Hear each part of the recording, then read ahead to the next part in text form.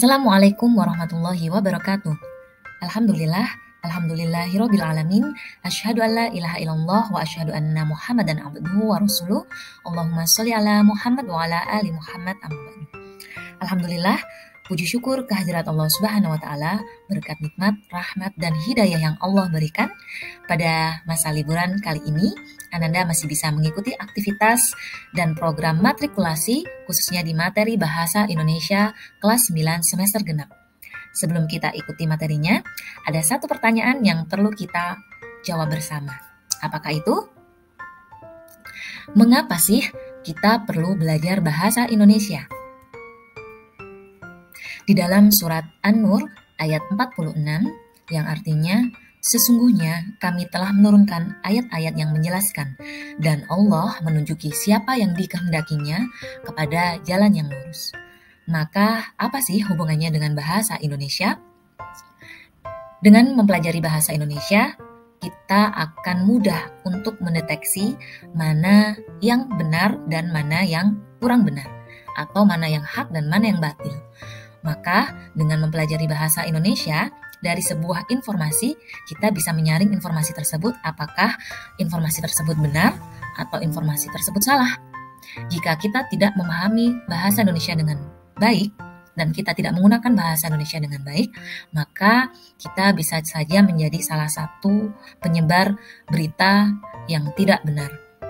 Nah, maka itu akan menjadi bahaya, karena jika berita yang tidak benar akan tersebarkan, berarti sama saja kita menyebarkan sebuah fitnah. Nah, pada semester genap di kelas 9, kalian hanya akan mempelajari dua jenis teks, yaitu teks tanggapan kritis dan teks diskusi. Kenapa sih kita perlu mempelajari teks tanggapan kritis dan teks diskusi? Jawabannya ada pada akhir video.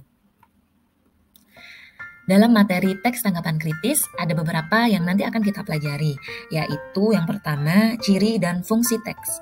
Kemudian yang kedua, kalimat aktif. Selanjutnya, kalimat kompleks. Kemudian ada kalimat deskriptif. Dan yang terakhir adalah kata tugas dan kata istilah. Namun tenang saja, kita tidak hanya mempelajari teori-teori, namun nanti kita juga akan belajar untuk menggunakan kalimat-kalimat ini dan kata-kata yang akan kita temui di teks tanggapan kritis untuk membantu kita berkomunikasi dalam kehidupan sehari-hari. Nah, sedangkan di teks diskusi ada beberapa materi yang akan kita pelajari, yaitu ciri argumen, ada argumen pro dan argumen kontra, kemudian keterhubungan kata dan kalimat, keterhubungan makna, kesantunan berbahasa, dan konjungsi. Nah, tentunya nandaku, kita tidak akan hanya sekadar belajar teori, karena nanti kita akan juga mencoba menggunakan teori-teori ini untuk praktik dalam berkomunikasi, berbahasa dalam kehidupan sehari-hari.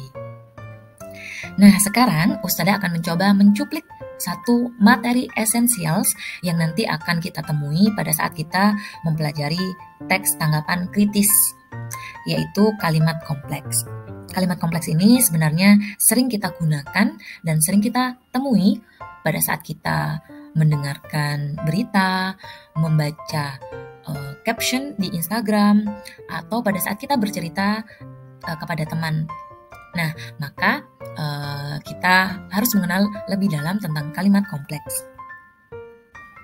Namun anandaku, sebelum kita mempelajari lebih dalam tentang kalimat kompleks, nah ada beberapa poin-poin penting yang harus kita pahami terlebih dahulu. Dalam Kamus Besar Bahasa Indonesia, kompleks itu memiliki banyak arti, yaitu rumit, sulit, atau saling berhubungan. Namun tenang saja, jangan dibayangkan kalimat kompleks itu sangat rumit ya. Nah, kalimat kompleks ini ciri-cirinya dia memiliki lebih dari dua struktur, atau paling mudah kalau kalian membaca sebuah kalimat atau satu kalimat, nah namun di dalam kalimat itu terdapat lebih dari dua kata kerja, maka itu sudah disebut sebagai kalimat kompleks. Dan kalimat kompleks ini sering sekali digunakan untuk menjelaskan hal-hal yang kompleks atau hal-hal yang panjang, yang perlu penjelasan yang panjang. Untuk lebih mudahnya, mari perhatikan contoh berikut ini. Ada sebuah kalimat, Guru berperan sebagai mentor yang membimbing dan memberikan petunjuk kepada siswa. Nah, kalau kita lihat di kalimat ini ada beberapa kata kerja.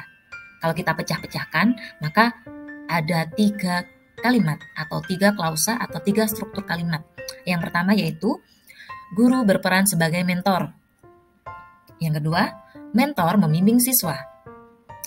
Yang ketiga, mentor memberikan petunjuk kepada siswa. Nah, kalau kita pecah nih, ada 3 kalimat atau 3 klausa atau 3 struktur. Dan ketiga-tiganya memiliki 3 kata kerja. Di kalimat yang pertama, guru berperan sebagai mentor. Kata mentor. Yang kedua, mentor membimbing siswa. Membimbing. Yang ketiga, mentor memberikan petunjuk kepada siswa. Memberikan. Nah, ini merupakan kalimat kompleks yang terdiri lebih dari 2 struktur atau 2 kata kerja. Sampai sini, sudah pahamkah? Nah, untuk menguji pemahaman kita secara singkat, yuk jawab tantangan Ustazah Tessa. Ada 1 kalimat yang tercantum di kotak biru. Silakan kalian coba uraikan dan buktikan bahwa kalimat yang tercantum ini adalah kalimat kompleks.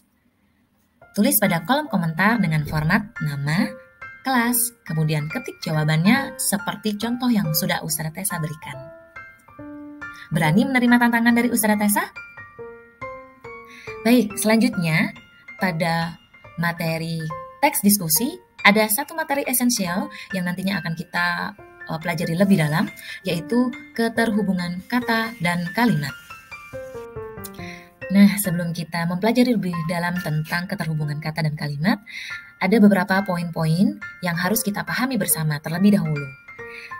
Ciri bahwa kata dan kalimat itu terhubung dengan baik adalah yang pertama, pasti akan menghasilkan kalimat yang efektif.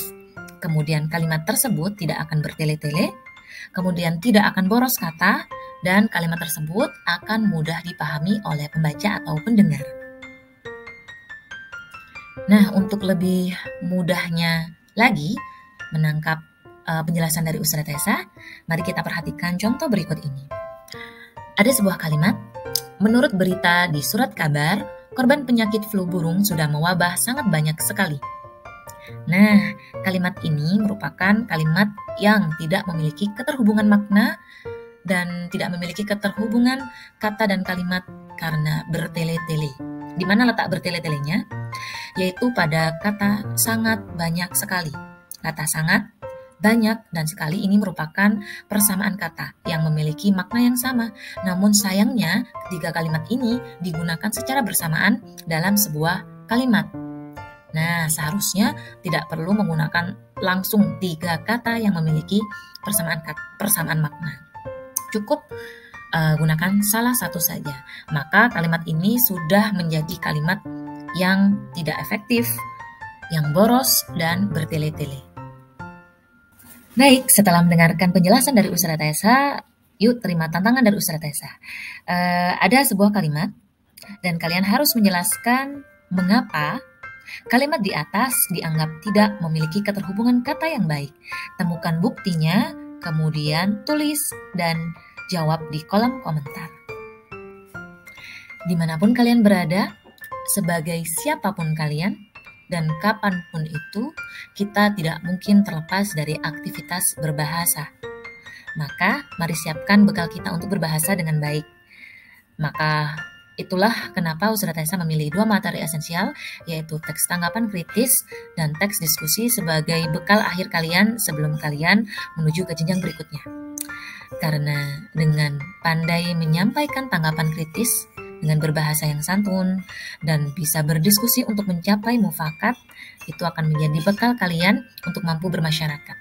Karena Rasulullah Muhammad SAW sudah memberikan kita teladan yang baik, sudah memberikan contoh kepada kita bagaimana cara menanggapi sesuatu hal dengan baik, menyampaikan pendapat dengan baik, bagaimana Islam itu mengatur tata cara berdiskusi sehingga memunculkan musyawarah untuk mufakat. Nah, mungkin itu yang bisa Ustazah Tessa sampaikan pada materi matrikulasi hari ini. Selamat bertemu di semester genap tahun pelajaran 2022. Selamat mencoba soal-soal matrikulasi di hari Senin nanti ya. Terima kasih. Mohon maaf. Assalamualaikum warahmatullahi wabarakatuh.